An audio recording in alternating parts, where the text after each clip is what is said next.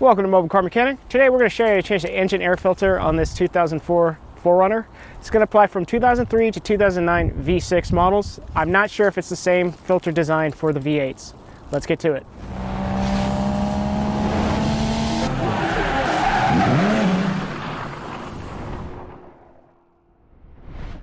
Okay, so in order to access the filter on this V6, we're just going to go ahead and pop these two clips, so this one and this one. Okay. Then we're going to angle it out from here until the filter comes out. There's two tabs that lock into here and here. And then this is the filter. All you got to do is just pull it out. It's a special shape. It only goes in one way. We'll go ahead and insert the filter. We're going to lock it into those tabs that are sticking out the end. And you'll know it's good when it's nice and straight. We'll go ahead and push our clip here and then pinch.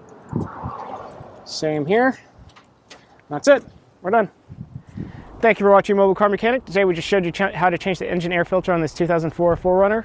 It's going to apply from 2003 all the way to 2009 V6 models only, possibly V8s, but I think they're going to be a bit different. Thanks for watching and see you on the next one.